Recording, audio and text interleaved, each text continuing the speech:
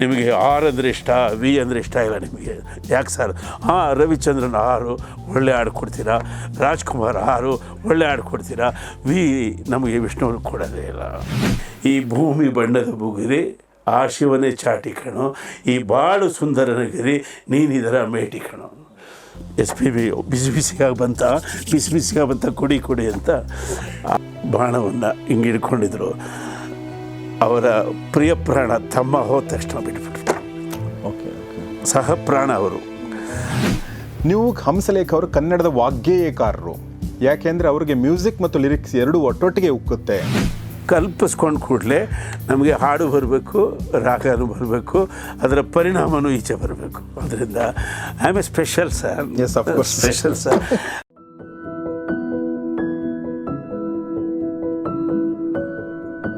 ನನ್ನವಳ ಹಾಡಲ್ಲಿ ನೀವು ಮುಟ್ಟದೆಯೇ ಮುದ್ದಾಡಲೆ ಅಂತ ಒಂದು ಅದ್ಭುತ ಸಾಲುಗಳಿವೆ. ಅದು ಯಾವ ಥರ ಮುಟ್ಟದೆ ಮುದ್ದಾಡೋದು ಅಂತ ಹೇಳಿ ಅಂತ. ಮನದ ಜೊತೆ ಮಾತಾಡಲೇ, ಮುಟ್ಟದೆಯೇ ಮುದ್ದಾಡಲೇ.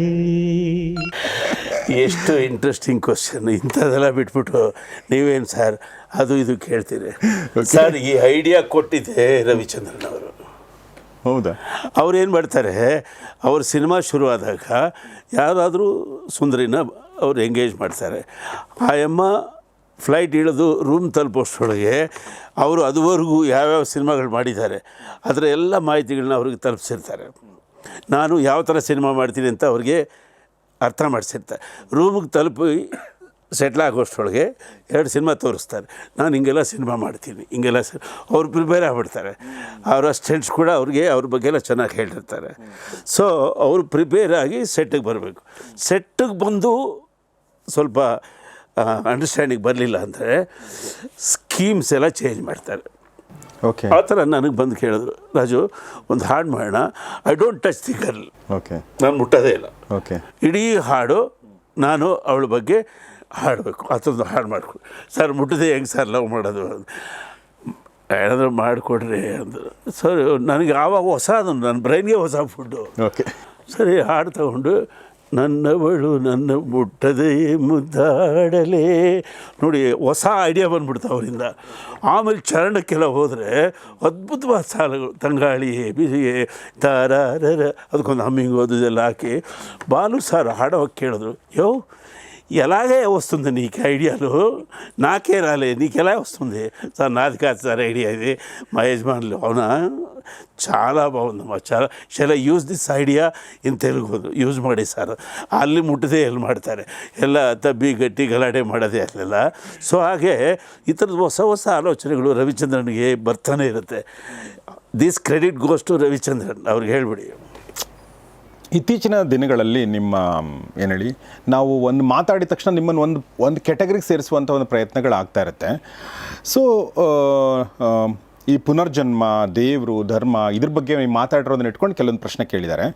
ಸೊ ನೀವು ದೇವ್ರನ್ನ ನಂಬ್ತೀರಾ ಅನ್ನೋದ್ರ ಬಗ್ಗೆ ಪ್ರಶ್ನೆ. Sir, it's A package sir. ಭೂಮಿಯಲ್ಲಿ ನಾವು ಹುಟ್ಟಿದ ಮೇಲೆ ಅದೊಂದು ಪ್ಯಾಕೇಜು. ಏನಂದರೆ ಆಸ್ತಿಕತೆ ನಾಸ್ತಿಕತೆ ಎರಡು ಬ್ಲೆಂಡ್ ಆಗಿರುವಂಥ ವ್ಯಕ್ತಿಗಳು ನಾವು. ಪ್ರಶ್ನೆಗಳನ್ನು ಹುಟ್ಟಾಕಿದ್ದು ಯಾವುದು? ಪ್ರಕೃತಿನೇ. ಪ್ರಕೃತಿ ನೋಡ್ತೀವಿ ನಾವು, ಅದು ಹೇಗೆ ಏಕೆ ಅಂತ ಅನಿಸುತ್ತೆ. ಆ ಪ್ರಶ್ನೆಗಳು ಹುಟ್ಟಾಕಿದ ಪ್ರಕೃತಿ. ಕರೆಕ್ಟು. ಆ ಪ್ರಶ್ನೆಗಳನ್ನು ನಾವು ಕೇಳ್ಕೊಳ್ಳೇಬಾರ್ದು ಅಂದರೆ, ಆ ಕೇಳಿದ್ದಕ್ಕೆ ಅದೇ ಒಂದು ಪಂಥ ಅನ್ನೋದಾದರೆ ಅದೆಲ್ಲ ನನಗೆ ನಂಬಿಕೆ ಇಲ್ಲ. ನಮಗೆ ಶಿಕ್ಷಣಕ್ಕೆ, ವಿಜ್ಞಾನಕ್ಕೆ ವೈಚಾರಿಕತೆ ಬೇಕು. ಬದುಕಿಗೆ ತನ್ಮಯತೆ ಬೇಕು ಸರ್. ಸರ್, ತನ್ಮಯತೆ ಇಲ್ಲದೆ ಪ್ರೀತಿ ಹೆಂಗೆ ಮಾಡ್ತೀರಾ ಸರ್? ತನ್ಮಯತೆ ಇಲ್ಲದೆ ತಂದೆ ತಾಯಿಗಳನ್ನ ಹೆಂಗೆ ಮುದ್ದಿಸ್ತೀರಾ ಸರ್? ತನ್ಮಯತೆ ಇಲ್ಲದ್ರೆ ಸಂಗೀತ ಹೆಂಗೆ ಬರುತ್ತೆ ಸರ್? ತನ್ಮಯತೆ ಇಲ್ಲದಿದ್ದರೆ ಸಾವನ್ನು ಹೇಗೆ ನೀವು ಯೋಚಿಸ್ತೀರಾ? ಸೊ ಅದರಲ್ಲೆಲ್ಲ ಜೊತೆಯಲ್ಲೆಲ್ಲ ತನ್ಮಯತೆ ಇದ್ರೇ ಅವೆಲ್ಲ ನಮಗೆ ಕೊರಿಯೋದು. ಜೊತೆಯಲ್ಲಿ ಪ್ರಶ್ನೆ ಕೂಡ ಕೇಳಬೇಕಾಗಿತ್ತೆ. ಸಾವಿನ ಮನೆಯಲ್ಲಿ ನನ್ನ ಫ್ರೆಂಡು ಒಬ್ಬ ತೀರೋಗಿದ್ದರೆ, ನಾನು ಅವನಿಗೆ ಭಾಳ ನಿಕಟವಾಗಿದ್ದರೆ, ಆವತ್ತಿನ ಎಲ್ಲ ಕೆಲಸ ಕಾರ್ಯಗಳನ್ನು ಆ ಸಾವಿನ ನೋವನ್ನು ಅನುಭವಿಸ್ಲೇ ನಾನು ನಿರ್ವಹಿಸಬೇಕಾಗತ್ತೆ ಅಲ್ವೇ? ಹೇ ಬರ ಇಲ್ಲಿ ಗಾಡಿಗೆ ಹೇಳೋ, ಹೇ ಊಟಕ್ಕೆ ಕೇಳೋ, ಚಪ್ಪರಕ್ಕೆ ಕೇಳೋ, ಅದಕ್ಕೆ ಕೇಳೋ ಅಂತ ಹೇಳ್ತಾ ನಾನು ಅವನು ಸಾವಿನ ನೋವನ್ನು ಅನುಭವಿಸ್ಲೇಬೇಕು. ಇದು ವೈಚಾರಿಕತೆ. ಅದು ತನ್ಮಯತೆ ಸರ್. ಹಾಗಾಗಿ ಇವೆರಡನ್ನು ಬಿಟ್ಟು ಬದುಕೋಕ್ಕೆ ಸಾಧ್ಯ ಇಲ್ಲ. ಏನು ಬುದ್ಧ ಹೇಳಿದ್ದಾನೆ, world is not being, it's becoming. Okay, ಅದು ಆಗೋಗಿಲ್ಲ, ಆಗ್ತಾ ಇದೆ. ಸೊ ಆಗ್ತಾ ಇರೋ ಭೂಮಿಯಲ್ಲಿ ನಾವು ಆಗು ಅಂತ ಆಗ್ತಾಯಿದ್ದೀವಿ. ಅದನ್ನೇ ಏನಾದರೂ ಕುವೆಂಪು ಅವರು ಹೇಳ್ತಾರಲ್ಲ, ಆಗು ಅಂತ. ಏನಂದರೆ ಯು ಬಿಕಮ್. ಅದರಿಂದ ನಾನು ಹುಟ್ಟಿದ ಕೂಡಲೇ ನನ್ನ ಕಿವಿಗೆ ಕೇಳಿದ್ದು ಭಾರತೀಯ ಸಂಗೀತ. ನನಗೆ ಜ್ಞಾನ ಬಂದ ಕೂಡಲೇ ನಾನು ತಿಳಿದುಕೊಂಡಿದ್ದು ನಮ್ಮ ಮಹಾಕಾವ್ಯಗಳು. ನಾನು ಬೆಳೆದ ಹಾಗೆ ನನಗೆ ದಕ್ಕಿದ ಎಲ್ಲ ಜ್ಞಾನ ಪರೆ ಇಲ್ಲಿದ್ದದ್ದು.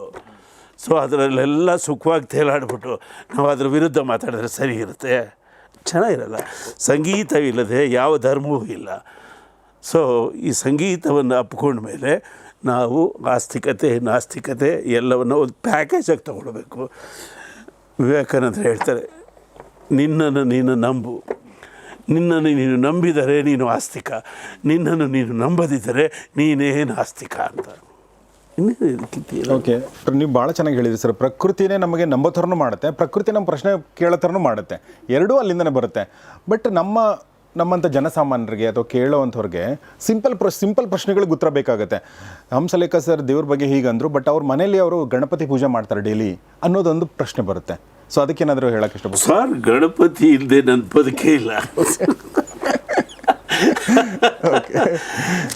ಗಣಪತಿ ಎಲ್ಲಿಂದ ಬಂದ, ಅವನ ಐತಿಹಾಸಿಕ ಚಾರಿತ್ರಿಕ ಹಿನ್ನೆಲೆ ಏನು, ಅದೆಲ್ಲ ಕೇಳಿದ್ರೆ ನಾನು ಪೂರ್ತಿ ಇಷ್ಟುದ್ದ ಕಥೆ ಹೇಳ್ತೀನಿ. ಬೇಕಾದರೆ ನನಗೆ ಈ ಗಣಪತಿ ಬಹಳ ಯಾಕೆ ಹತ್ತಿರದಲ್ಲಿದ್ದಾನೆ ಅಂದರೆ, ನನ್ನ ಬಾಲ್ಯದ ಗೆಳೆಯ ಜಯದೇವ ಅಂತ, ಅವನು ಶಿಲ್ಪಿ, ಮೋಲ್ಡರ್, ಫಿಗರ್ ಮೇಕರ್.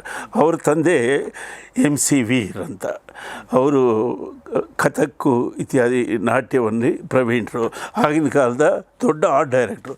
ಸೊ ಈ ಜಯದೇವನ ಜೊತೆಯಲ್ಲಿ ನನ್ನ ಬಾಲ್ಯ. ನಮಗೇನು ಕೆಲಸ ಅಂದರೆ ಯಾವಾಗಲೂ ಅವನ ಜೊತೆಲೇ ಇರೋದು. ಅವನು ಜಖಣ ಆರ್ಟ್ಸ್ ಅಂತ ಒಂದು ದೊಡ್ಡ ಈ ಮೋಲ್ಡ್ ಮೇಕಿಂಗ್ ಶಾಪು, ನಂಜುಂಡಯ್ಯನವರು ಅದರ ಯಜಮಾನರು. ಇವನಲ್ಲಿ ಶಿಲ್ಪಿ. ನಾವು ಅಲ್ಲೇ ಕೂತಿರ್ತೀವಿ. ಎಲ್ಲಿ ಸರ್ ಇದು, ಯಾವ ಏರಿಯಾ? ಈ ಶ್ರೀರಾಮ್ಪುರ. ಓಕೆ. ಶ್ರೀರಾಮ್ಪುರದ ಅಲ್ಲೋಗಿ ಕೂತಿದ್ದೀವಿ. ನಮ್ಗೆ ಡೈಲಿ 20 ರೂಪಾಯಿ ಕೊಡೋರು. ಸೊ ನಿಮಗೆ ಯಾಕೆ 20 ರೂಪಾಯಿ ಕೊಡ್ತಿದ್ರು ಹೇಳ್ತೀನಿ. ಅವನು ಒಂದು ಮೋಲ್ಡ್ ಬೊಂಬೆ ಮಾಡೋನು ಯಾವುದೋ ಒಂದು, ಆ ಬೊಂಬೆಗೆ ಸಿಮೆಂಟ್ ಹಾಕಿ ಮೈನಸ್ ಮೋಲ್ಡ್ಸ್ ತೆಗಿತಾಯಿದ್ವಿ. ಆಮೇಲೆ ಅದಕ್ಕೆ ಪೇಪರ್ ಹಾಕಿ ಕಾಪಿ ತೆಗಿತಾಯಿದ್ವಿ. ಕಾಪಿನ ಹೊಲಿತಿದ್ವಿ. ಆಮೇಲೆ ಪೇಪರ್ ಪಲ್ಪು ಅದೆಲ್ಲ ಬ್ರಷ್ ಮಾಡಿ ಬಣ್ಣ ಗಿಣ್ಣ ಮಾಡಿ ಒಂದು ಬೊಂಬೆ ಮಾಡ್ತಾಯಿದ್ವಿ. ಇದೇ ಕೆಲಸ ನಮಗೆ. ಅಲ್ಲಿ ಎಲ್ಲ ಮೋಲ್ಡ್ಗಳಿದ್ವು. ಚಾಮುಂಡೇಶ್ವರಿಯಿಂದ ಹಿಡಿದು 333 ಕೋಟಿ ದೇವತೆಗಳು ಅಲ್ಲಿರೋರು. ಅಲ್ಲಿ ಎಷ್ಟು ತಮಾಷೆ ಇರೋದು ಅಂದರೆ, ನಂಜುಂಡಯ್ಯನವರು ಜಯದೇವ ಇವ್ರಿಗೊಂದು ಚಾಮುಂಡೇಶ್ವರಿ ಬೇಕಂತೆ ನೋಡೋ ಅಂತನವರು. ಅವನು ಆ ನಾರಾಯಣದು ಚೆಸ್ಟ್ ತಗೊಂಬರೋ, ನಾರಾಯಣದ್ದು ಚೆಸ್ಟ್ ಇರುತ್ತೆ, ಅವ್ರು ಚಾಮುಂಡೇಶ್ವರಿ ಕೇಳಿರೋದು. ಇವನು ನಾರಾಯಣದ ಚೆಸ್ಟ್ ತಗೊಂಬರೋ, ನಾರಾಯಣದ ಚೆಸ್ಟ್ ತಂದು ಅದನ್ನು ಕಾಪಿ ಹಾಕ್ತೀವಿ. ಆ ಚೆಸ್ಟ್ಗೆ 2 ಎದೆ ಇಡ್ತೀವಿ ಎಕ್ಸ್ಟ್ರಾ. ಆಮೇಲೆ ಅದಕ್ಕೆ ಡಿಸೈನ್ ಎಲ್ಲ ಮಾಡಿ ಫೇಸ್ ತೆಗೆದು ಚಾಮುಂಡೇಶ್ವರಿ ಇಟ್ಟು ಅವ್ರಿಗೊಂದು ಚಾಮುಂಡೇಶ್ವರಿ ಫಿಗರ್ ಮಾಡೋದು. ಸೊ ನಮಗೆ ಈ ದೇವತೆಗಳನ್ನ ಸೃಷ್ಟಿ ಮಾಡೋದು ಒಂದು ದಿನನಿತ್ಯದ ಕಾಯಕ ಆಗ್ಬಿಟ್ಟಿದೆ.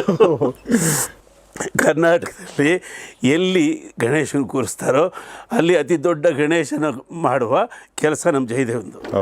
ಸೊ ಈ ಗಣೇಶನನ್ನು ಡಿಸೈನ್ ಮಾಡಿ ತೊಗೊಂಡೋಗಿ ಇನ್ಸ್ಟಾಲ್ ಮಾಡಿ ಅದು ಗಣೇಶ ಹಬ್ಬ ಮುಗಿಯೋವರೆಗೂ ಅದ್ರ ಜೊತೆಲಿ ಅದು ನಮ್ಮ ಕೆಲಸ. ಅದೇ ನಮಗೆ ಬ್ರೆಡ್ ಆ್ಯಂಡ್ ಬಟರ್. ಸೊ ಅಂಥ ಗಣೇಶನ ನಾವು ಏಕಾಏಕಿ ನೀನು ಬೇಡ ಅಂತ ಹೇಳೋಕ್ಕಾಗುತ್ತೆ. ಸೊ ನಾವು ಶಾಲೆ ಪ್ರಾರಂಭ ಮಾಡಿದಾಗ ಇಲ್ಲಿ ಒಂದು ಸರಸ್ವತಿ ಸ್ಟ್ಯಾಚು ಇಡಬೇಕು. ನಮಗೆ ಪ್ರಿಯವಾದ ಗಣೇಶನ ಇಡ್ರಪ್ಪ ಅಂತಂದು ಕೆ ವಿ ನಾರಾಯಣ ಸ್ವಾಮಿ, ನೀವು ಅದು ಇದು ಮಾತಾಡ್ಬಿಡು ಗಣೇಶನ ಇಡ್ತಾ ಇದ್ದಾರೆ. ಅಲ್ಲಪ್ಪ, ಗಣೇಶನ ಇಟ್ಟಿದ್ದೀವಿ, ದಿನ ಬಂದು ನಮಸ್ಕಾರ ಮಾಡ್ಕೊಂಡು ಹೋಗ್ತಾರೆ, ಅವ್ರಿಗೆ ಯಾಕೆ ಡಿಸ್ಟರ್ಬ್ ಮಾಡ್ತೀಯಾ? ಗಣೇಶನ ತಲೆ ಮೇಲೆ ಏನಿಟ್ಟಿದ್ದೀನಿ ನೋಡು ಅಂದೆ. ನೀವು ನೋಡಿ. ಅಲ್ಲಿ ಈ ಸ್ಕೂಲ್ ಪ್ರಾರಂಭ ಆದಾಗ ಗಣೇಶ ಸಾರ್ವಜನಿಕರಿಗೆ ನನ್ನ ಉದ್ದೇಶಕ್ಕೆ ಅಲ್ಲಿ ಒಂದು ಭೂಮಿ ಬರ್ತಿದ್ದೀನಿ, ಗ್ಲೋಬ್ ಪಕ್ಕದಲ್ಲಿ 2 ಹಂಸ ಇದ್ದಾವೆ. ಅಲ್ಲಿ ಬದುಕೇ ದೇವರು ಧರೆಯೇ ದೇಗುಲ ಅಂತ ಬರ್ತಿದ್ದೀವಿ. ಅದನ್ನೇ ನಾವೀಗ ಹರಪ್ಪ ಹೆರಿಟೇಜ್ ಹಬ್ನಲ್ಲಿ ಮಾಡೋದು. ಸೊ ಮುಂದೊಂದು ದೊಡ್ಡದಾಗೋದಕ್ಕೆ ಇಂದಿನ ನೆರವನ್ನು ಪಡೆದಿದ್ದೀವಿ ಸರ್. ಯಾವ ದೈವಗಳನ್ನು ನೀವು ನಿರಾಕರಿಸೋದು ಒಂದು ಮೂರ್ಖತನ. ಯಾಕೆಂದರೆ ಎಲ್ಲ ದೇವತಾ ಮೂರ್ತಿಗಳು ಮಾನವನ ಮಾನಸಿಕ ಕಲಾಕೃತಿಗಳು. ಎಕ್ಸಾಕ್ಟ್ಲಿ ಅಲ್ವೇ? ಹೌದು. ಯಾವ ದೇವರುಗಳನ್ನ ನೀವು ತೆಗೆದು ಬಿಸಾಕ್ತೀರಿ, ಯಾವುದು ತೆಗಿಯೋಕ್ಕಾಗಲ್ಲ. ಅವೆಲ್ಲ ಮಾನವನ ಮಾನಸಿಕ ಕಲಾಕೃತಿಗಳು. ಸುಮಾರು ಒಂದು 8 ಲಕ್ಷ ದೇವಸ್ಥಾನಗಳಿದ್ದಾವೆ. ಆ ದೇವಸ್ಥಾನಗಳನ್ನು ಕ್ಲೋಸ್ ಮಾಡಿಬಿಟ್ಟು ನೀವೇನು ಮಾಡ್ತೀರಿ? ಏನು ಮಾಡೋಕ್ಕೆ ಸಾಧ್ಯ. ಅದರಿಂದ ಯಾವ್ಯಾವುದು ಎಲ್ಲೆಲ್ಲಿ ಹೇಗಿರುತ್ತೋ ಅದು ಹಾಗೇ ಇರಬೇಕು. ನಿಮಗೆ ಬೇಕಾದ ದೇವರನ್ನು ಬೇಕಾದ ಇಷ್ಟದಲ್ಲಿ ಬೇಕಾದನ್ನು ಪೂಜೆ ಮಾಡಿರಿ. ಎಲ್ಲ ದೇವತೆಗಳಿರೋದು ಭೂಮಿಯಲ್ಲಿ. ನಾವು ಭೂಮಿನೇ ಒಂದು ಸರಿ ಪೂಜೆ ಮಾಡಿ ಅಂತ ಹೇಳ್ತೀವಿ ಅಷ್ಟೇ. Very simple. ಅರ್ಥ ಆಯ್ತು ನಾನು ಹೇಳಿ. ಎಲ್ಲ ದೈವಗಳಿರೋದು ಭೂಮಿಯಲ್ಲೇ. ಎಕ್ಸಾಕ್ಟ್ಲಿ. ಅದು ತಿರುಗ್ತಾ ಇದೆ. ಒಂದು ಅದ್ಭುತ ತಿರುಗ್ತಾ ಸೋರದೆ ಎಲ್ಲವನ್ನು ಚೆಲ್ಲದೆ ಒಂದು ಪವಾಡವಾಗಿ ತಿರುಗ್ತಾ ಇದೆ. ಅದರಲ್ಲಿರುವ ನಾವು ಎಲ್ಲರೂ ಎಲ್ಲ ದೇವಗಳು ಅಲ್ಲೇ ಇದೆ ಅಂಥೇಳಿ ಒಂದು ಗೋಮಾತೆಯಲ್ಲಿ ನಮ್ಮ 333 ಕೋಟಿ ದೇವತೆಗಳು ಇರ್ತವೆ. ಜಾಗ ಸಾಲಲ್ಲ ಅಲ್ಲಿ. ಆ್ಯಕ್ಚುಲಿ ಅಲ್ಲೇ ಇದೆಯಲ್ಲ, ಅದೊಂದು ಸುಂದರ ಕಲ್ಪನೆ. ಅದೇ ಥರ ಭೂಮಿಯಲ್ಲಿ ಜಗತ್ತಿನ ಎಲ್ಲ ದೈವಗಳು ಇದೆ ಅಂಥೇಳಿ ಪೂಜೆ ಮಾಡೋಣ. ಏನು ತಪ್ಪೇನಿದೆ ಸರ್? ಭಾಳ ಚೆನ್ನಾಗಿ ಹೇಳಿದ್ರಿ ಸರ್. ಬಟ್ ಸರ್, ಇನ್ನೊಂದು ವಿಚಾರ ಕೇಳಬೇಕು ಅಂದ್ಕೊಂಡೆ. ಅಂದರೆ ನಾನು ಹೇಳೋದು, ಈ ಸಂಗೀತಗಾರರು ಮತ್ತು ನಮ್ಮ ನಟ ನಟಿಯರು, ಲಿರಿಸಿಸ್ಟು, ಇಂಥವ್ರಿಗೆಲ್ಲ ನಾವು ಹೇಗೆ ನೋಡ್ತೀವಿ ಅಂತಂದರೆ, ನಾವು ಬೇರೆ ಅಂದರೆ ನಮ್ಮ ಕನ್ನಡಿಗರು ಎಸ್ಪೆಷಲಿ ನಾವು ಅವ್ರನ್ನ ಭಾಳ ದೈವೀ ಭಾವದಿಂದನೇ ನೋಡ್ತಾರೆ ಹೆಚ್ಚು ಕಡಿಮೆ. ಓಕೆ. ಸೊ ಅಂಥ ಟೈಮಲ್ಲಿ ನಿಮ್ಮ ಕೆಲವೊಂದು ಮಾತುಗಳಿಂದಾಗಿ ನೀವು ಯಾವುದೋ ಒಂದು ಇದಕ್ಕೆ ಪಂಥಕ್ಕೆ ಸೇರಿಬಿಟ್ರಿ ಅನ್ನೋದೊಂದಷ್ಟು ಬಂದು ಇನ್ನೊಂದಷ್ಟು ಜನ ನಿಮ್ಮ ಬಗ್ಗೆ ಅಸಮಾಧಾನಗೊಳ್ತಾರಲ್ಲ, ಅದ್ರ ಬಗ್ಗೆ ಅಂದರೆ ಕೆಲವೊಬ್ರು ಏನು ಹೇಳ್ತಾರೆ ಅಂದರೆ, ಸಂಗೀತಗಾರರು ಈ ಥರ ಮಾತಾಡಬಾರ್ದು, ಲಿರಿಸಿಸ್ಟ್ಗಳು ಈ ಥರ ಮಾತಾಡಬಾರ್ದು ಅನ್ನೋ ಮಾತನ್ನು ಹೇಳ್ತಾರೆ. ಈ ಬಗ್ಗೆ ಏನಾದರೂ ಹೇಳೋಕ್ಕೆ ಇಷ್ಟಪಡ್ತೀರಾ? ಏನನ್ನು ಐ ಡಿಂಟ್ ಫಾಲೋ. ಅಂದರೆ ಪೇಜಾವರ ಶ್ರೀಗಳ ಬಗ್ಗೆ ನೀವು ಮಾತಾಡಿದ್ರಲ್ಲ ಸರ್. ಪೇಜಾವರ ಶ್ರೀಗಳು ಅಂದರೆ ನನಗೆ ತುಂಬ ಪರಿಚಯದವರು. ನಾವು ಕೊಪ್ಪಳದಲ್ಲಿ ಒಂದು ಕಾರ್ಯಕ್ರಮಕ್ಕೆ ಹೋಗಿದ್ವಿ. ಅವರು 34 ಲಕ್ಷ ರೂಪಾಯಿ ನನಗೆ ಕೊಟ್ಟಿದ್ದರು ಕಾರ್ಯಕ್ರಮಕ್ಕೆ. ಒಂದು ಕಲ್ಚರಲ್ ಕ್ರೌಡಲ್ಲಿ ಸೇರುವ ಸುದ್ದಿ ಇತ್ತು. ಅಂದರೆ ಅದುವರೆಗೂ ಅಲ್ಲಿ ಯಾವುದು ದೊಡ್ಡ ಈವೆಂಟ್ ಆಗಿರಲಿಲ್ಲ. ನಾವು ಸಂಗೀತ ಸಂಜೆ ಮಾಡ್ತೀವಿ ಅಂತ ದೊಡ್ಡ ಜನಸಂಖ್ಯೆ ಬರುವ ಸುದ್ದಿ ಇತ್ತು. ಪೊಲೀಸೆಲ್ಲ ನಮಗೆ ಹೇಳಿದರು. ಸೊ ಸುಮಾರು ಒಂದು 2 ಲಕ್ಷ ಜನ ಸೇರುವ ದೊಡ್ಡ ಕ್ರೈಸಿಸ್ ಏರ್ಪಟ್ಟಿತ್ತು. ಇನ್ನೇನು ಹೋಗಬೇಕು ಅಷ್ಟೊತ್ತಿಗೆ ಪೇಜಾವರ ಶ್ರೀಗಳ ನಿಧನದ ವಾರ್ತೆ ಗೊತ್ತಾಯಿತು. ಸರ್ ನನಗೆ ಬಂದು ಪೊಲೀಸ್ ಕೇಳಿದ್ರು, ಸರ್ ನೀವು ಇದನ್ನು ನಡೆಸ್ತೀರಾ ಈಗಿಲ್ವಾ ಅಂತ. ನಾನು ನಿಸ್ಸಂಶಯವಾಗಿ ನಡೆಸೋದಿಲ್ಲ ಅಂದೆ. I stopped it. ಅವರು 34-6 ಲಕ್ಷ ರೂಪಾಯಿ ಕಳ್ಕೊಂಡ್ರು. ನಾವು ಅಷ್ಟೊತ್ತಿಗೆ ಪೇ ಮಾಡಿಬಿಟ್ಟಿದ್ವಿ ಅಂತ ಇಟ್ಕೊಳ್ಳಿ, ಅದು ಬೇರೆ ವಿಷಯ. ನಾನು ಅವರು ಗೌರವ ಕೊಟ್ಟು ಆ ಕಾರ್ಯಕ್ರಮ ಮಾಡಿದೆ, ವಾಪಸ್ ಬಂದುಬಿಟ್ಟೆ. ಯಾಕೆ ಹೇಳಿ, ನಮಗೇನು ಅವ್ರಿಗೇನು ಗೌರವ ಇಲ್ವೇ? ಅವರು ಅಂದರೆ ನಮ್ಗೆ ಭಾಳ ಇಷ್ಟ. ಎಷ್ಟೋ ಸರಿ ಭೇಟಿಯಾಗಿದ್ವಿ, ಮಾತಾಡಿದ್ವಿ. ನಾವು ಕೇಳಿದ ಪ್ರಶ್ನೆಯಲ್ಲಿ ಒಂದು ತಮಾಷೆ ಇತ್ತು. ಆ ತಮಾಷೆಯನ್ನು ಆಗಿನ ಸರ್ಕಾರ ಮತ್ತು ಜನಗಳು ದೊಡ್ಡದು ಮಾಡಿದ್ರು. ನನಗೇನು ಅದ್ರ ಬಗ್ಗೆ ಬೇಸರ ಇಲ್ಲ. ನನಗೆ ಅವ್ರ ಬಗ್ಗೆ ಇರುವ ಗೌರವ ಕೂಡ ಕಡಿಮೆ ಆಗಿಲ್ಲ. ಭಾಳ ಒಳ್ಳೆಯದು ಸರ್. ನಿಮ್ಮ ಬಗ್ಗೆ ನಮ್ಮ ಗೌರವ ಕೂಡ ಹಾಗೆ ಉಳಿದು. ಸರ್, ರಿಗ್ರೆಟ್ ಇಲ್ಲ ಅಂತ ಹೇಳಿದ್ರಲ್ಲ ಸರ್ ನೀವು. ಅಂದರೆ ನಿಮ್ಮ ಈ 40-45 ವರ್ಷಗಳ ಜರ್ನಿನಲ್ಲಿ ಸಿನಿಮಾ ಕುರಿತಾಗಿ, ಸಂಗೀತ ಕುರಿತಾಗಿ ಏನಾದರೂ ರಿಗ್ರೆಟ್ ಇದೆಯಾ ನಿಮಗೆ? ಸರ್, ಥಿಯೇಟ್ರಿಗೆ ಜನನ ಕರ್ಕೊಂಬರೋಣ ಸರ್. ಮೊದಲು ಆಂದೋಲನ ಮಾಡಿ. ಓಕೆ. ಯಾಕಂದರೆ 2 ವಾಣಿಜ್ಯ ಮಂಡಳಿಗಳಿದ್ದಾವೆ. ಓಕೆ. ಅವ್ರಿಗೂ ಈಗ ಉದ್ಭವ ಆಗಿರುವ 150 ಹೊಸ ನಿರ್ದೇಶಕರಿಗೂ ಸಂಪರ್ಕವೇ ಇಲ್ಲ. ಅವರನ್ನು ಕರೆದು ಗೌರವಿಸಿ ಬೆಂತಡಿದ್ರೆ ತಾನೇ ಅವರು ಉದ್ಯಮಕ್ಕೆ ಏನಾದರೂ ಮಾಡ್ತಾರೆ ಅಲ್ವೇ? ಸೊ ಸಂಪರ್ಕವೇ ಇಲ್ಲ. 2 ವಾಣಿಜ್ಯ ಮಂಡಳಿಗಳಿಗೆ, ನಿರ್ಮಾಪಕರ ಸಂಘಕ್ಕೆ ಮತ್ತು ನಿರ್ದೇಶಕರ ಸಂಘಕ್ಕೆ, ಬರಹಗಾರರ ಸಂಘಕ್ಕೆ ಒಂದು ಕೊಂಡಿ ಗಂಟಾಕಿ ಎಲ್ಲ ಹೊಸ ನಿರ್ದೇಶಕರನ್ನ ಅಲ್ಲಿಗೆ ಸೇರಿಸ್ಬಿಟ್ಟು ಪ್ರಯೋಗಗಳನ್ನ ಪ್ರಮಾಣ ಕಡಿಮೆ ಮಾಡಿ ಸರಳವಾದ ಚಿತ್ರಗಳನ್ನು ಮಾಡಿ ಕನ್ನಡದ ಕಥೆಗಳು, ಕನ್ನಡದ ಕಥೆಗಾರರು, ಕನ್ನಡದ ಬರಹಗಾರರನ್ನು ಬಳಸ್ಕೊಳ್ರಿ ಅಂತ ಒಂದು ಆಂದೋಲನ ಶುರು ಮಾಡಿದ್ದೀವಿ ಈ ಓಕೆ ನೆಪದಲ್ಲಿ. ಸೊ ಇದೊಂದು 2-3 ತಿಂಗಳಾದರೆ ಜನಕ್ಕೆ ಗೊತ್ತಾಗುತ್ತೆ ನಾವೆಲ್ಲ ಇದೆಲ್ಲ ಪ್ರಯತ್ನ ಪಡ್ತಿದ್ದೀವಿ ಅಂತ. ಮತ್ತು ಹಳೆ ಕಾಲದ ವಿತರಣಾ ಪದ್ಧತಿ ಅದಕ್ಕೆ ಸ್ವಲ್ಪ ಜೀವ ಕೊಡಬೇಕೀಗ. ಎಲ್ಲ ದುಡ್ಡು ನಾನೇ ತಿಂತೀನಿ ಅಂದ್ಬಿಟ್ರೆ ನಿರ್ಮಾಪಕ ಆ ಸೆಕ್ಷನ್ಸ್ ಎಲ್ಲ ಇರೋದು ಯಾಕೆ? ಎಕ್ಸಾಕ್ಟ್ಲಿ. ಅವ್ರಿಗೂ ನೀವು ತಿನ್ನರಪ್ಪ ಅಂತ ಕೊಟ್ಟರೆ ಅವರು ಥಿಯೇಟ್ರ್ಗಳನ್ನ ಜೀವಂತವಾಗಿಡ್ತಾರೆ ಅಲ್ವೇ? ಸೊ ಹಾಗಾಗಿ ಇವೆಲ್ಲವನ್ನು ಚರ್ಚೆ ಮಾಡೋದಕ್ಕೆ ವೇದಿಕೆಗಳು ಸೃಷ್ಟಿ ಮಾಡಿದ್ದೀವಿ. ಥಿಯೇಟ್ರಿಗೆ ಜನ ಬೇಕು, ಜನಕ್ಕೆ ರಂಜನೆ ಪ್ಲಸ್ ಚಿಂತನೆ ಬೇಕು. ಇದನ್ನು ಆಂದೋಲನವಾಗಿ ರೂಪಿಸೋಣ. ಭಾಳ ಒಳ್ಳೆ ಮಾತು ಹೇಳಿದ್ರಿ ಸರ್. ಜನ ಥಿಯೇಟ್ರಿಗೆ ಬರೋ ಥರ ಮಾಡುವಂಥದ್ದು ಎಲ್ಲಕ್ಕಿಂತ ದೊಡ್ಡ ಕೆಲಸ ಈಗ ಆಗಬೇಕಾಗಿರೋದು. ಎಲ್ಲ ದೊಡ್ಡ ದೊಡ್ಡ ಸಿನಿಮಾಗಳು ಪ್ರಪಂಚ ಸುತ್ತವೆ. ಮನೆಗೆ ಸಂತೆ ಬೆಳೆ ಮನೆ ಬೆಳೆ ಅಂತ ಎರಡಿದೆ ಗೊತ್ತಾ?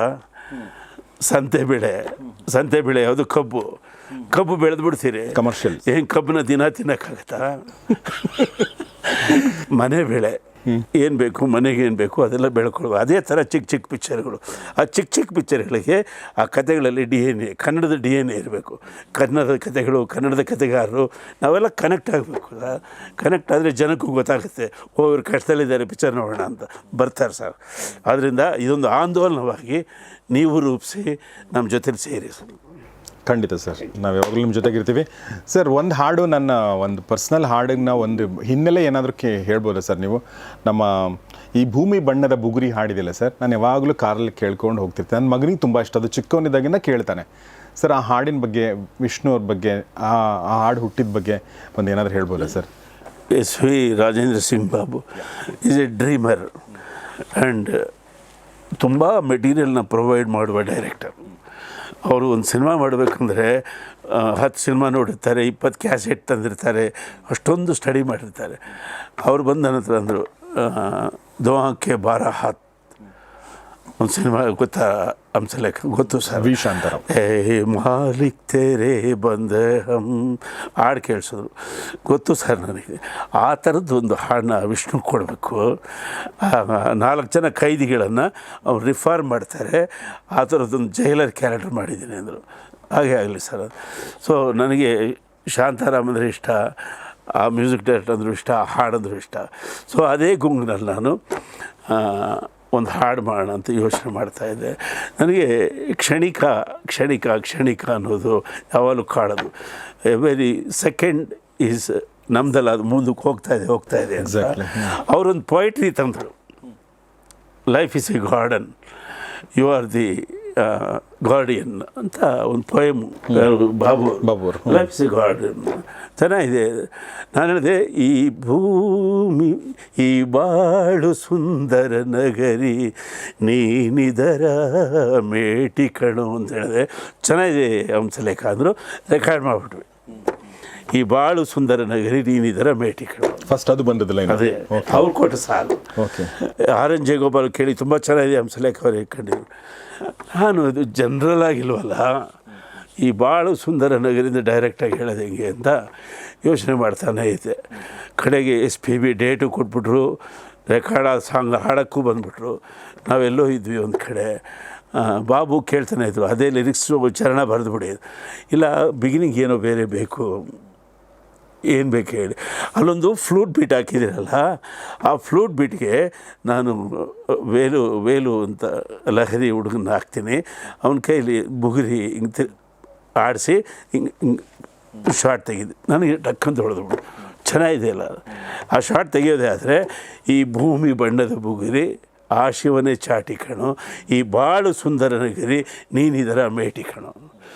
SPB ಬಿಸಿಯಾಗಿ ಬಂತ ಕುಡಿ ಅಂತ ಆ ಹಾಡು ಒಂದು ಮಹತ್ವಾಕಾಂಕ್ಷೆ ಇರೋ ನಿರ್ದೇಶಕರು ಮೋಟಿವೇಟ್ ಮಾಡ್ತಾರೆ. ಅದಾಗೋವರೆಗೂ ನಾವು ಕಷ್ಟಪಡಬೇಕು, ಅವ್ರಿಗೂ ತಾಳ್ಮೆ ಇರಬೇಕು. ಹಂಗೆ ಹುಟ್ಟಿದ್ದು ಸರ್. Wonderful sir. ವಿಷ್ಣುವರ್ಧನ್ ಹೇಳೋರು, ನಿಮಗೆ R ಅಂದರೆ ಇಷ್ಟ, V ಅಂದರೆ ಇಷ್ಟ ಇಲ್ಲ ನಿಮಗೆ, ಯಾಕೆ ಸರ್? ರವಿಚಂದ್ರನ್ 6 ಒಳ್ಳೆ ಹಾಡು ಕೊಡ್ತೀರಾ, ರಾಜ್ಕುಮಾರ್ 6 ಒಳ್ಳೆ ಹಾಡು ಕೊಡ್ತೀರಾ, V ನಮಗೆ ವಿಷ್ಣುವ್ರಿಗೆ ಕೊಡೋದೇ ಇಲ್ಲ. ಈ ಹಾಡು ಅವರ ಅಂತಿಮ ಯಾತ್ರೆಯಲ್ಲಿ ಉದ್ದಕ್ಕೂ ಹಾಕ್ಕೊಂಡೋದು. ಬಟ್ ವಿಷ್ಣು ಗೊತ್ತಿಲ್ಲ ಅದು ವಿಷಯ. ಸರ್, ಅಣ್ಣವ್ರನ್ನ ಮಿಸ್ ಮಾಡ್ಕೊಳ್ತೀರಾ ನೀವು? ಡೆಫಿನೆಟ್ಲಿ. ಅವರು ಮಾಡ್ತಿದ್ದಂಥ ವ್ಯಾಯಾಮ, ಅವರ ಆಹಾರ ಪದ್ಧತಿ, ಅವರ ಮನೋಬಲದ ಯೋಗ, ಅದರ ಪ್ರಕಾರ ಅವರು 110 ವರ್ಷ ಬದುಕಬೇಕಿತ್ತು ಅಲ್ವಾ? 110 ವರ್ಷ. ಅವರೆಲ್ಲೋ ಒಂದು ಕಡೆ ಪ್ರಾಣದ ಬಾಣವನ್ನು ಹಿಂಗೆ ಹಿಡ್ಕೊಂಡಿದ್ರು. ಅವರ ಪ್ರಿಯ ಪ್ರಾಣ ತಮ್ಮ ಹೋದ ತಕ್ಷಣ ಬಿಟ್ಬಿಟ್ರು. Okay okay. ಸಹ ಪ್ರಾಣ ಅವರು ವರದಪ್ಪನವರು. ಅವರಿಲ್ಲದೆ ಅವ್ರು ಇರೋಕ್ಕೆ ಸಾಧ್ಯವೇ ಇರಲಿಲ್ಲ. ಅವ್ರ ಕೈ ಬಿಟ್ಟು ಹೋದ ತಕ್ಷಣ ಇವರು ಇಂಟ್ರೆಸ್ಟ್ ಕಳ್ಕೊಂಬಿಟ್ರು. ಹಾಗಾಗಿ ಈ ಮಿಸ್ಡ್. ಸೊ ನಾವೆಲ್ಲ ಅವ್ರನ್ನ ಮಿಸ್ ಮಾಡ್ಕೊಂಡಿದ್ದೀವಿ. ಅವ್ರೇನು ಕಡಿಮೆ ಕಾಂಟ್ರಿಬ್ಯೂಷನ್ ಕೊಟ್ಟಿಲ್ಲ, ಬೇಕಾದಷ್ಟು ಕಾಂಟ್ರಿಬ್ಯೂಷನ್ ಕೊಟ್ಟಿದ್ದಾರೆ. ಅವರು ಇನ್ನೂ ದೊಡ್ಡ ದೊಡ್ಡ ಪಾತ್ರಗಳು ಮಾಡಿಸ್ಬೋದಿತ್ತು. ಈಗ AI ಇತ್ಯಾದಿ ಎಲ್ಲ ಬಂದಿದೆ. ಅವರೆಲ್ಲ ಇದ್ದಿದ್ದರೆ ನಾನು ಅವ್ರಿಗಾಗಿ ನವಿಲೂರ ವೆಂಕಟಪ್ಪ ಅಂತ ಒಂದು ದೊಡ್ಡ ಸ್ಕ್ರಿಪ್ಟ್ ಬರೆದಿದ್ದೆ. ಓಕೆ. ಅವ್ರಿಗೆ ಅವರು ಎಲ್ಲ ಪಾತ್ರಗಳು ಮುಗಿದೋಯ್ತು ಅಂತ ಅಂದ್ಕೊಂಡಿದ್ದೆ. ಈ ಪಾತ್ರ ನನ್ನ ನಿದ್ದೆಗೆಡಿಸ್ಬಿಟ್ಟಿದೆ ಮಾಡಿ ಅಂತ. ಅದು ನಮ್ಮ ತಂದೆ ಪಾತ್ರ. ಓಕೆ. ನಮ್ಮ ತಂದೆಯವರು ಒಳ್ಳೆ ಹಾಡುಗಾರರು, ಒಳ್ಳೆ ಅಭಿನಯ ಎಲ್ಲ ಇತ್ತು. ಅವರು ಹಾಡಿಕೊಂಡು ಮಾತಾಡಿಕೊಂಡು ಅಭಿನಯಿಸೋರು. ಆ ಪಾತ್ರವನ್ನು ಎಕ್ಸ್ಪ್ಲೇನ್ ಮಾಡಿದ್ದೆ ಅವರಿಗೆ, ನಾನು ಮಾಡ್ತೀನಿ ಇದನ್ನು ಅಂತ.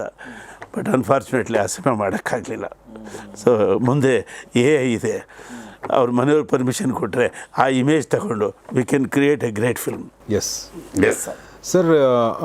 ಈ AI ಬಗ್ಗೆ ನಾನು ಅಂದ್ಕೊಂಡಿದ್ದೆ ಸರ್. ಅಂದರೆ ನಾನು ಮೊನ್ನೆ ನಮ್ಮ ಇವ್ರು ಅಕ್ಷಯ್ ಅವರು ಒಂದು ಹಾಡು ಮಾಡಿದ್ರು ಸರ್, ನಮ್ಮ ಸಂಚಾರಿ ಅಂತ ಒಂದು ಪ್ರೋಗ್ರಾಮ್ಗೆ. ಸಂಚಾರಿ ಒಂದು ಪ್ರೋಗ್ರಾಮ್ ಮಾಡಿದ್ವಿ.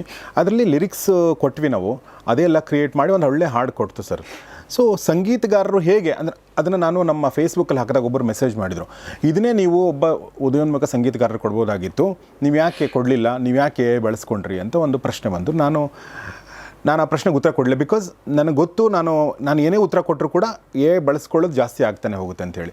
ಸಂಚಾರಿ ಸಂಚಾರಿ ಹೊಸ ದಾರಿ ಹಿಡಿಯುವ, ಜಗವನ್ನೇ ಅರಿಯುವ,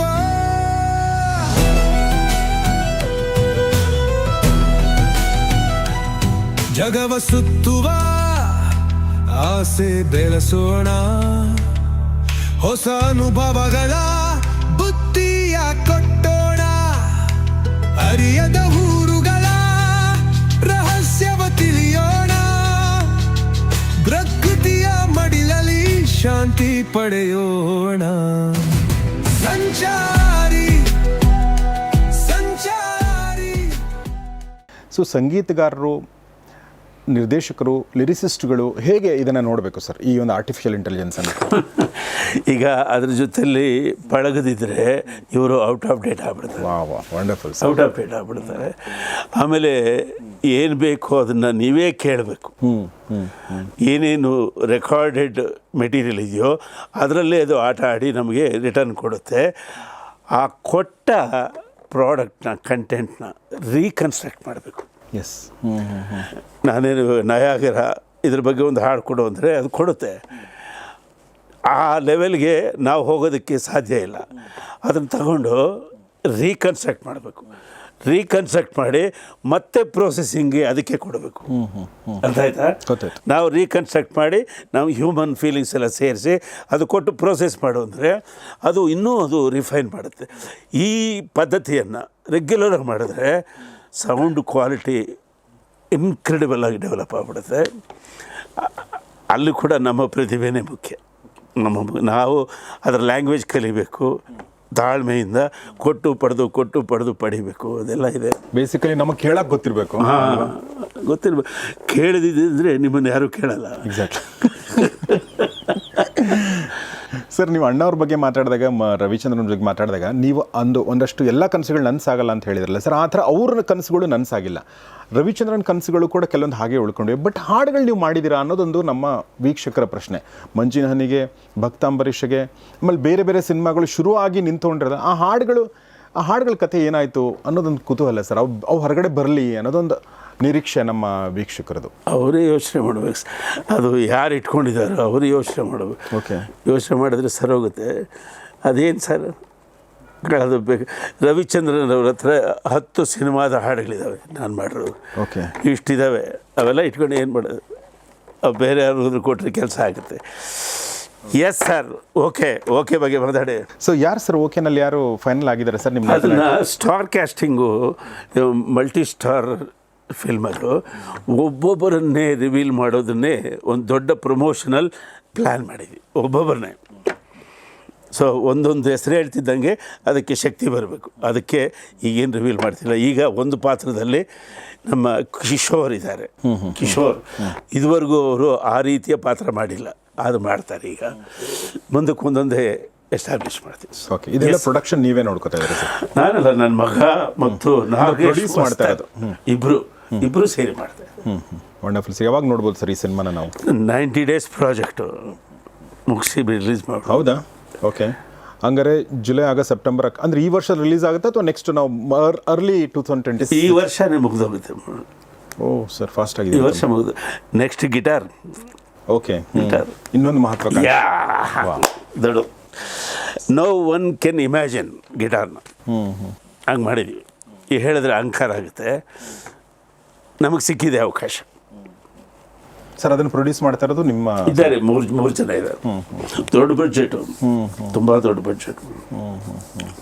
ನೀವು ಹಂಸಲೇಖ ಅವರು ಕನ್ನಡದ ವಾಗ್ಗೇಯಕಾರರು. ಯಾಕೆಂದರೆ ಅವ್ರಿಗೆ ಮ್ಯೂಸಿಕ್ ಮತ್ತು ಲಿರಿಕ್ಸ್ ಎರಡೂ ಒಟ್ಟೊಟ್ಟಿಗೆ ಉಕ್ಕುತ್ತೆ. ಅವರು ಫಸ್ಟು ಟ್ಯೂನ್ ಬರೆದು ಆಮೇಲೆ ಹಾಡು ಬರೆಯಲ್ಲ ಅನ್ನೋ ಮಾತು ಹೇಗೆ ಸರ್ ಇದು ನಿಜಾನ? ಮತ್ತು ಸರ್, ಒಬ್ಬ ಮ್ಯೂಸಿಷಿಯನ್ ಇರಬೇಕಾದ ಲಕ್ಷಣವೇ ಅದು. ಅವನಿಗೆ ಎರಡೂ ಗೊತ್ತಿರ್ಬೇಕು ಸರ್. ಅದು ಬೇರೆ ಇದು ಬೇರೆ, ಅವನು ಬೇರೆ, ಅದೆಲ್ಲ ಡಿಪಾರ್ಟ್ಮೆಂಟ್ಗಳೇ ಇಲ್ಲ. ಮ್ಯೂಸಿಷಿಯನ್ಗೆ ಅವನು ರಚನಾ ಶಕ್ತಿ ಉಳ್ಳವನಾಗಿರಲೇಬೇಕು. ಅದು ಅವನ ಮೇಯ್ನ್ ಕ್ವಾಲಿಟಿ. ಅವನ ಬೌದ್ಧಿಕ ಆವಿಷ್ಕಾರದಲ್ಲಿ ಹುಟ್ಟದೆ ಇನ್ನೊಬ್ಬನ ಬೌದ್ಧಿಕ ಆವಿಷ್ಕಾರದಲ್ಲಿ ಹುಟ್ಟೋದು ಅದು ಬೇರೆ ಮೆಥಡು. ಸೊ ವಾಗ್ಗೇಯಕಾರಿಕೆ ಅನ್ನೋದು ಮ್ಯೂಸಿಷಿಯನ್ನಿನ ನಿಜವಾದ ಲಕ್ಷಣ. ನಮಗೆ ಫ್ರೀ ವರ್ಡ್ಸು, ಫ್ರೀ ಸೌಂಡ್ಸು, ಕಲ್ಪಿಸ್ಕೊಂಡು ಕೂಡಲೇ ನಮಗೆ ಹಾಡು ಬರಬೇಕು, ರಾಗನೂ ಬರಬೇಕು, ಅದರ ಪರಿಣಾಮನೂ ಈಚೆ ಬರಬೇಕು. ಅದರಿಂದ I am a special sir. Yes, of course. Special sir. Hamsalekha ಅನ್ನೋ ಒಬ್ಬ ಇಲ್ದಿದ್ರೆ ಚಂದನವನದ ಚರಿತ್ರೆಯಲ್ಲಿ ಒಂದು ಚಾಪ್ಟರೇ ಖಾಲಿ ಆಗ್ಬಿಡುತ್ತೆ. ಅಫ್ಕೋರ್ಸ್ ನಾನು ಶೂನ್ಯವೇ ಸೃಷ್ಟಿಸಿಕೊಂಡ ಪ್ರತಿಭೆ. ನಾನು ಒಂದು ವ್ಯಾಕ್ಯೂಮ್ ಇತ್ತು, ದೊಡ್ಡ ವ್ಯಾಕ್ಯೂಮ್. ಆ ವ್ಯಾಕ್ಯೂಮೇ ನನ್ನನ್ನು ಅಪಾಯಿಂಟ್ ಮಾಡಿ ಅಲ್ಲಿ ಫಿಕ್ಸ್ ಮಾಡ್ತು. ನಾನು ನಿಷ್ಠೆಯಿಂದ ಕೆಲಸ ಮಾಡಿದ್ರಿ. ಸೊ ಆ ವ್ಯಾಕ್ಯೂಮೇ ಕ್ರಿಯೇಟ್ ಮಾಡ್ಕೊಳ್ಳುತ್ತಲ್ಲ ಸರ್, ಅದು ಏನು ಬೇಕೋ ಆ ಟೈಮಿಗೆ ಅವ್ರು ಅಂದರೆ ಆ ಕ್ರಿಯೇಟ್ ಆಗುತ್ತೆ. ಬಟ್ ನೀವು ಆ ಟೈಮಿಗೆ ನೀವು ಕರೆಕ್ಟಾಗಿ ರೆಡಿ ಇದ್ರಿ. ನಮ್ಮಪ್ಪ ರೆಡಿ ಮಾಡಿದ್ದ. ಓಕೆ ಸರ್, ಈ ಹಣದ ಜೊತೆಗೆ ನಿಮ್ಮ ರಿಲೇಶನ್ಶಿಪ್ ಹೇಗಿದೆ? ಹಣದ ಜೊತೆಗೆ, ದುಡ್ಡಿನ ಜೊತೆಗೆ ನಿಮ್ಮ ರಿಲೇಶನ್ಶಿಪ್? ದುಡ್ಡು ಸರ್, ಪೈಸಾ. ಅಯ್ಯೋ, ನಿಮಗೆ ಮ್ಯಾನೇಜ್ ಮಾಡೋಕ್ಕೆ ಬರುತ್ತಾ? ಒಂದು ಚೂರು ಗೊತ್ತಿಲ್ಲ. ದುಡ್ಡು ನನ್ನ ಹತ್ರ ಇರೋದೇ ಇಲ್ಲ, ನಾನು ಇಟ್ಕೊಳ್ಳೋದೇ ಇಲ್ಲ. ಓಕೆ, ಮೊದಲಿಂದು ಅಷ್ಟೇ. ದುಡ್ಡು ಅಂದರೆ ಅದು ದೂರ, ಮೊದಲಿಂದ ಇಲ್ಲ. ನಾನು ಡ್ರಾಮಾ ಕಂಪ್ನಿಯಲ್ಲೂ ಅಷ್ಟೇ. ಎಲ್ಲ ಫ್ರೆಂಡ್ಸ್ ಊರಿಗೆ ಹೋಗ್ತೀನಿ ಅಂದರೆ ಕ್ಯಾಶ್ ಬ್ಯಾಕ್ಸ್ ತಂದರು ಅಂತಿದ್ವಿ. ಹಿಂಗೆ ಓಪನ್ ಮಾಡ್ತೀವಿ, ಎಷ್ಟು ಬೇಕೋ ತೊಗೊಂಡ್ರಿ. ಅವರು ನಮ್ಮ ಊಟಕ್ಕೆ, ತಿಂಡಿಗೆ, ಪಬ್ಲಿಸಿಟಿಗೆ ದುಡ್ಡು ಇಟ್ಬಿಟ್ಟು ಮಿಕ್ಕಿದ್ದೆಲ್ಲ ಎತ್ಕೊಂಡು ಹೋಗೋರು. ಓಕೆ, ಮೊದಲಿಂದ ಇಲ್ಲ ಸರ್. ಓಕೆ, ದುಡ್ಡು ನನ್ನಿಂದ ದೂರ. ಬಟ್ ದುಡ್ಡು ನನ್ನ ಬಿಟ್ಟಿಲ್ಲ, ಬರ್ತಾನೆ. ಈಗ ಬರುತ್ತೆ ನೋಡಿ. ಓಕೆ, ದುಡ್ಡಿನ ದ್ವಾರ ತೆರೆದಿದೆ, ಸಿಂಹ ಪಾಲು ಕಾದಿದೆ. ಈಗ ಬರುತ್ತೆ ದುಡ್ಡು. ವಂಡರ್ಫುಲ್ ಸರ್, ಹಂಗೆ ಆಗಲಿ ಸರ್. ಒಂದು ಸಮಕಾಲೀನ ವಿಷಯ ಕೇಳುವಂತ ನಮ್ಮ ವೀಕ್ಷಕರು ಹೇಳಿದ್ದಾರೆ. ಕನ್ನಡ, ಹಿಂದಿ, ಇಂಗ್ಲೀಷ್ ತ್ರಿಭಾಷಾ ನೀತಿ ಬದಲಾಗಿ ದ್ವಿಭಾಷಾ ನೀತಿ ಇರಲಿ, ಕನ್ನಡಕ್ಕೆ ಆದ್ಯತೆ ಇರಲಿ ಅನ್ನೋದು. ಮಹಾರಾಷ್ಟ್ರದಲ್ಲಿ ತ್ರಿಭಾಷಾ ನೀತಿನ ಅವರು ತೆಗೆದು ಬರೀ ಕನ್ನಡ ಮತ್ತು ಇಂಗ್ಲೀಷ್ ಇಟ್ಟಿದ್ದಾರೆ, ಹಿಂದಿ ಬೇಡ ಅಂಥೇಳಿ. ಈ ಬಗ್ಗೆ ತಮ್ಮ ಥಾಟ್ಸ್ ಸರ್? ಸಿದ್ದರಾಮಯ್ಯರು ಇವತ್ತು ಹೇಳಿದ್ದಾರೆ, ದ್ವಿಭಾಷಾ ನೀತಿಗೆ ನಾವು ಬದ್ಧರು. ಅದೇ ಕರೆಕ್ಟು. ನಮ್ಮ ಓಕೆ ಟೈಟಲ್ ನೋಡಿ, ಓ ಕನ್ನಡದಲ್ಲಿದೆ, ಕೆ ಇಂಗ್ಲೀಷಲ್ಲಿದೆ. ಅದೇ ದ್ವಿಭಾಷಾ ನೀತಿ. ತಕ್ಷಣಕ್ಕೆ ದ್ವಿಭಾಷಾ ನೀತಿಯೇ ನಮ್ಮನ್ನು ರಕ್ಷಿಸುವ ಏಕೈಕ ಮಾರ್ಗ. ಯಾಕೆಂದರೆ ದಕ್ಷಿಣದಲ್ಲಿ 5 ರಾಜ್ಯಗಳಿದ್ದಾವೆ. 5 ರಾಜ್ಯಗಳ ಬೆನ್ನ ಹಿಂದೆ ಸಮುದ್ರ ಇದೆ. ಇನ್ನು ನೀವು ಹಿಂದಿ ರೂಪದಲ್ಲಿ ನಮ್ಮನ್ನು ಒತ್ತರಿಸಿದ್ರೆ ನಾವು ಸಮುದ್ರಕ್ಕೆ ಬೀಳ್ತೀವಿ. ನಮ್ಮನ್ನು ನಾವು ರಕ್ಷಿಸ್ಕೊಳ್ಬೇಕಂದ್ರೆ ನಮ್ಮ ರಾಜ್ಯ ಭಾಷೆ ಮತ್ತು ನಮ್ಮ ಕಮರ್ಷಿಯಲ್ ಭಾಷೆ ಎರಡೇ ನಮ್ಮ ಶಿಕ್ಷಣಕ್ಕೆ ಆದ್ಯ. ಆದ್ದರಿಂದ ತೆಂಕಣವೆಲ್ಲ ದ್ವಿಭಾಷಾ ನೀತಿಗೆ ಸಿದ್ಧವಾದರೆ ಒಳ್ಳೆಯದು. ನಮ್ಮನ್ನು ನಾವು ಇನ್ನು ಕಚ್ಚಾಡ್ಕೊಳ್ಳೋದನ್ನು ನಿಲ್ಲಿಸಬೇಕು ತೆಂಕಣದಲ್ಲಿ. ಅದಕ್ಕೆ ಮೊನ್ನೆ ತಮಿಳಾಸನಿಗೆ ಬುದ್ಧಿ ಹೇಳಿದ್ದು ನಾನು. ನೋಡಪ್ಪ, ಸ್ಟಾಲಿನ್ ಅವರು ತೆಂಕಣವನ್ನು ಒಗ್ಗೂಡಿಸ್ತಿದ್ದಾರೆ, ನೀನು ಅದರ ಮಿತ್ರ ಪಕ್ಷ, ನೀನು ಅವ್ರ ಮಾತಿಗೆ ನೆರವಾಗಬೇಕು. ನೀನು ಸುಮ್ಮನೆ ಅದಕ್ಕೆ ವಿರುದ್ಧ ಎಲ್ಲ ಮಾತಾಡಬೇಡ. ತೆಂಕಣವೆಲ್ಲ ಒಂದಾಗಬೇಕು, ಬಡಗಣವೆಲ್ಲ ಅಲ್ಲಿರಲಿ, ತೆಂಕಣವೆಲ್ಲ ಇಲ್ಲಿರೋಣ, ಎಲ್ಲರೂ ಸೇರಿ ಭಾರತವನ್ನು ಆಳೋಣ. ಭಾಳ ಒಳ್ಳೆ. ನೀವು ಕಮಲ್ ಹಾಸನ್ ಅವ್ರಿಗೆ ಹೇಳಿದೆ ಸರ್ ಅಥವಾ ಹೇಳಿಕೆ ಹಾಕಿದ್ದು ನೋಡಿದ್ವಿ, ನೋಡಿ ಅದು ದುಡುಕಿ ಮಾತಾಡೋದು. ನನಗನ್ಸುತ್ತೆ ನಾವೆಲ್ಲ ಭಾಗ್ಯವಂತರು. ಹಂಸಲೇಖ ಸರ್ ಕಾಲದಲ್ಲಿ ನಾವು ಇದ್ದು ನಮ್ಮ ಹದಿಹರೆ ಬರೋ ಟೈಮಲ್ಲಿ ಇವರು ಒಳ್ಳೆ ಹಾಡುಗಳನ್ನ ಕೊಟ್ಟರು. ಹೀಗಾಗಿ ನಮ್ಮ ಕನಸುಗಳಲ್ಲಿ ಹಂಸಲೇಖ ಹಾಡುಗಳಿವೆ. ಬಟ್ ಇವತ್ತು ನಾನು ಅವ್ರ ಜೊತೆ ಕೂತ್ಕೊಂಡು ಮಾತಾಡೋಕ್ಕೆ ಸಾಧ್ಯ ಆಗಿದ್ದು ನನ್ನ ಭಾಗ್ಯ ಅಂತ ಭಾವಿಸ್ತೀನಿ. ಸರ್ ತುಂಬ ಧನ್ಯವಾದ ನಿಮಗೆ, ನಮ್ಮ ಜೊತೆ ಇಷ್ಟೊತ್ತು ಮಾತಾಡಿದ್ರಿ. ನಿಮ್ಮ ಓಕೆ ಸಿನಿಮಾ ಥಿಯೇಟ್ರಿಗೆ ಜನ ಬೇಕು, ಜನಕ್ಕೆ ರಂಜನೆ ಚಿಂತನೆ ಬೇಕು, ಅದಕ್ಕೆ ನಿಮ್ಮ ನೆರವು ನಮಗೆ ಬೇಕು. ಖಂಡಿತ sir. Okay, yes sir. Objection ಕೇಳಿ